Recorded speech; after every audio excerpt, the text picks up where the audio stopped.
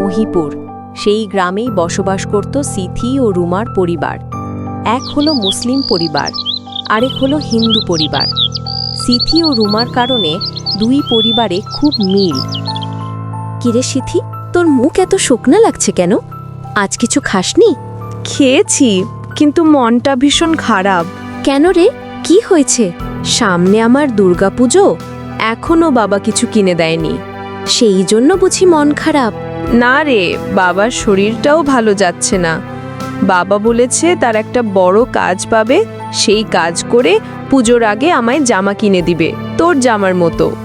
তাহলে তো খুব মজা হবে, দুই বন্ধু মিলে ঘুরতে যাব। ঠিক বলেছিস। আর হ্যাঁ, এবার পুজোয় কিন্তু তোকে আমাদের বাড়িতে আসতে হবে। ঠিক আছে, যাব তো। তোরা তো মুসলিম, তোর বাবা মা আসতে দিবে তো? বাবা মাকে বলে অবশ্যই আসব। চল এবার যাওয়া যাক।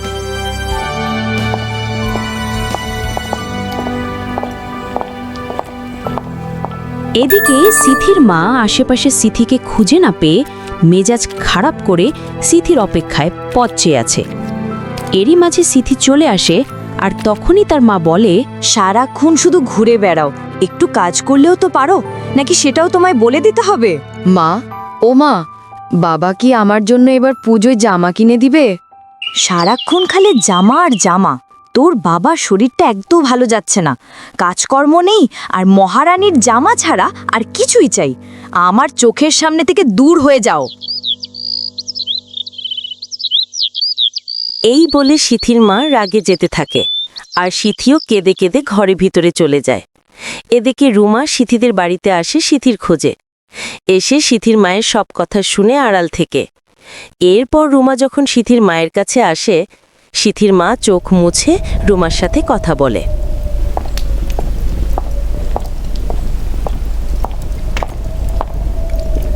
খালামণি, কেমন আছো তুমি? ভালো আছি রুমা, তুমি কেমন আছো আর তোমার বাবা মা কেমন আছেন? খালামণি, সবাই ভালো আছে। সিথি কোথায় খালামণি? ওর একটু দরকার ছিল। ও এখনই ওদিকে গেল, তুমি বসো, আমি ডেকে দেই। না খালামণি, আমি ওকে খুঁজে নিচ্ছি, আপনি কোনো চিন্তা করবেন না। তোমার বাবাকে আমার কথা বলিও, এবার পুজোয় তোমার বাবা মাকে আসতে বলিও। এই কথা শুনে রুমা চলে যায়, আর সিথির মা দাঁড়িয়ে রয়।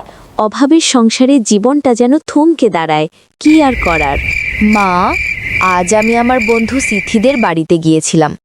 আমার মনে হলো সিথিরা অভাবে আছে। আচ্ছা মা, আমরা কি আমাদের খাবারের কিছু অংশ আর আমার কিছু জামা সিথিদের দিতে পারি? কেন দিতে পারবো না? অবশ্যই দিতে পারবো। এটাই তো আমাদের প্রিয় নবী হজরত মুহাম্মদ সাল্লাল্লাহু আলাইহি ওয়াসাল্লাম শিখিয়ে দিয়েছেন, কেউ অসহায় হলে তাকে সহযোগিতা করো।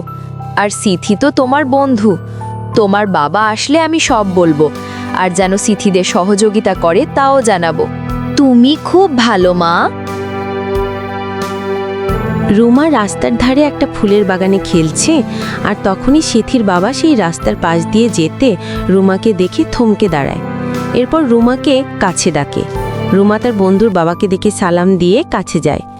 এরপর, আচ্ছা রুমা, তুমি একা একা কি করো এখানে? আজ কি সিথি মামনির সাথে তোমার দেখা হয়নি? না আঙ্কেল। আচ্ছা আঙ্কেল, আপনার যে কাজ পাওয়ার কথা ছিল সেটা কি পেয়েছেন? না রে মা, শরীরটা একদম ভালো যাচ্ছে না। গেরস্তরা এখন তাকড়া জোয়ান লোককে কাজে নেয়। মামনি, এবার পুজোয় তোমার নিমন্ত্রণ রইল, আমাদের বাড়িতে আসবে কিন্তু। ঠিক আছে। মামনি, তুমি বাসায় যাও, আমিও যাচ্ছি। আমার শরীরটা একদম ভালো যাচ্ছে না, কি যে করি ভেবে পাচ্ছি না। মামনি, আমি তাহলে চলে গেলাম, আর তুমিও যাও। এই বলে সিথির বাবা চলে গেল, আর রুমা সিথির বাবার কথা নিয়ে ভাবতে লাগলো। কারণ আগামীকাল পুজো, তাহলে পুজোয় সিথির জন্য ওর বাবা মা কিছুই কেনে নাই। যা হোক, যা করার আজকেই করতে হবে। পুজোর দিন সকালে সিথির বাবা উঠানের এক পাশে বসে আছে, আর সিথির মা ও সিথি আর এক পাশে বসে আছে। সিথির মা বকেই যাচ্ছে সিথির বাবাকে উদ্দেশ্য করে। এরই মাঝে রুমাকে নিয়ে রুমার বাবা মা সিথিদের বাড়িতে উপস্থিত। রুমার বাবাকে দেখে সিথির পরিবার অনেকটা ইতস্তত হয়ে পড়ে। এদিকে রুমাকে দেখে সিথিও অনেক খুশি হয়ে যায়।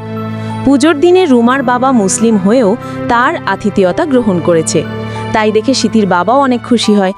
রুমার মা বলে, দেখুন, আপনারা আমার প্রতিবেশী, আর প্রতিবেশীদের খোঁজ খবর নেওয়ার জন্য আমাদের প্রিয় নবী হজরত মোহাম্মদ সাল্লাল্লাহু আলাইহি ওয়াসাল্লাম আমাদের সবাইকে তাগিদ দিয়েছেন। আপনারা আমাদের কারণে খুশি থাকলে আমাদের প্রিয় নবীও খুশি থাকেন। এ কথা শুনে সবাই খুশি হয়ে যায় এবং সিথির বাবা মায়ের জন্য আনা উপহার, খাদ্য সামগ্রী সিথির পরিবারের কাছে হস্তান্তর করেন। সিথির বাবা মা তাদের মুসলিম প্রতিবেশীর এমন ভালো আচরণে সত্যিই হতবাক হয়ে যায় এবং সবাই খুশিতে আত্মহারা হয়ে যায়। মানবতা সবার আগে, ধর্ম আলাদা হতে পারে, কিন্তু ভ্রাতৃত্ব ও ভালোবাসা এক সূত্রে গাঁথে আমাদের।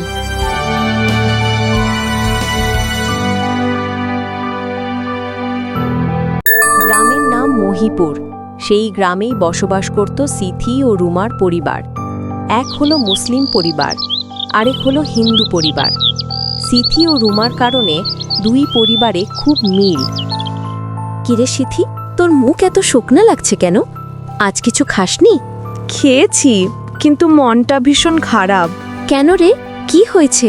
সামনে আমার দুর্গাপুজো, এখনো বাবা কিছু কিনে দেয়নি। সেই জন্য বুঝি মন খারাপ?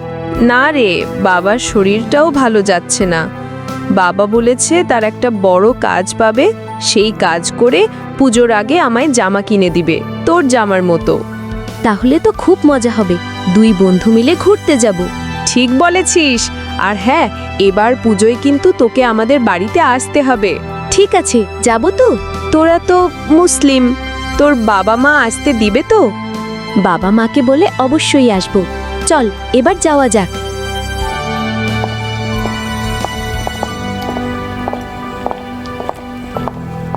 এদিকে সিথির মা আশেপাশে সিথিকে খুঁজে না পেয়ে মেজাজ খারাপ করে সিথির অপেক্ষায় পথ চেয়ে আছে।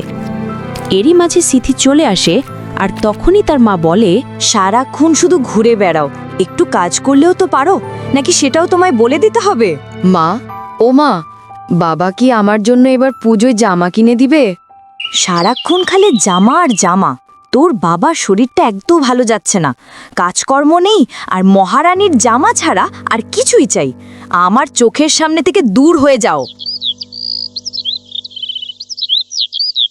এই বলে সিথির মা রাগে যেতে থাকে, আর সিথিও কেঁদে কেঁদে ঘরে ভিতরে চলে যায়। এদিকে রুমা সিথিদের বাড়িতে আসে সিথির খোঁজে। এসে সিথির মায়ের সব কথা শুনে আড়াল থেকে। এরপর রুমা যখন সিথির মায়ের কাছে আসে, সিথির মা চোখ মুছে রুমার সাথে কথা বলে।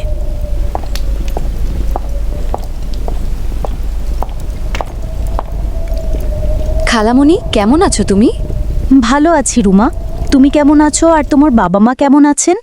খালামণি, সবাই ভালো আছে। সিথি কোথায় খালামণি? ওর একটু দরকার ছিল।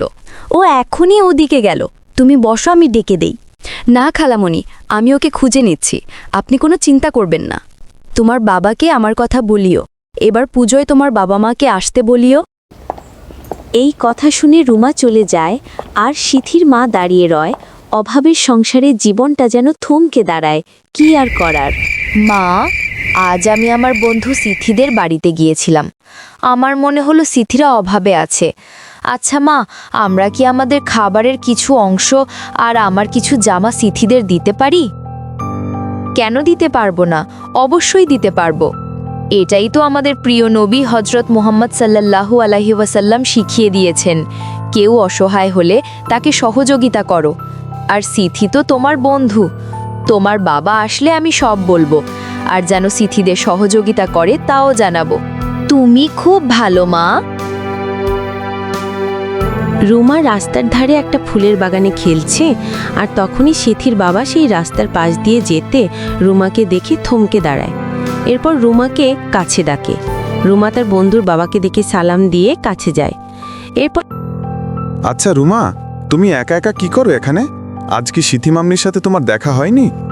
না আঙ্কেল। আচ্ছা আঙ্কেল, আপনার যে কাজ পাওয়ার কথা ছিল সেটা কি পেয়েছেন? না রে মা, শরীরটা একদম ভালো যাচ্ছে না। গেরস্তরা এখন তাকড়া জুয়ান লোককে কাজে নেয়। মামনি, এবার পুজোয় তোমার নিমন্ত্রণ রইল, আমাদের বাড়িতে আসবে কিন্তু। ঠিক আছে। মামনি, তুমি বাসায় যাও, আমিও যাচ্ছি।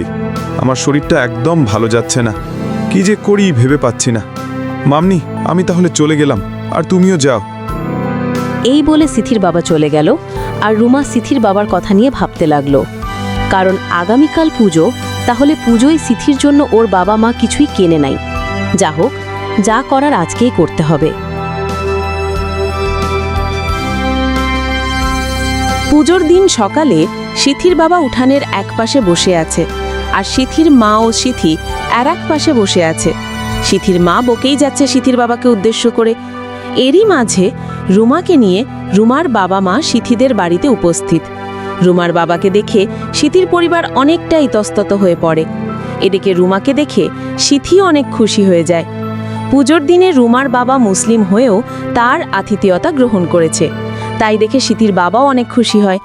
রুমার মা বলে, দেখুন, আপনারা আমার প্রতিবেশী, আর প্রতিবেশীদের খোঁজখবর নেওয়ার জন্য আমাদের প্রিয় নবী হজরত মোহাম্মদ সাল্লাল্লাহু আলাইহি ওয়াসাল্লাম আমাদের সবাইকে তাগিদ দিয়েছেন।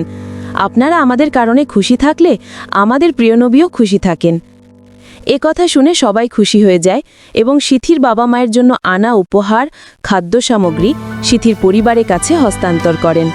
সিথির বাবা মা তাদের মুসলিম প্রতিবেশীর এমন ভালো আচরণে সত্যিই হতবাক হয়ে যায় এবং সবাই খুশিতে আত্মহারা হয়ে যায়। মানবতা সবার আগে। ধর্ম আলাদা হতে পারে, কিন্তু ভ্রাতৃত্ব ও ভালোবাসা এক সূত্রে গাঁথে আমাদের।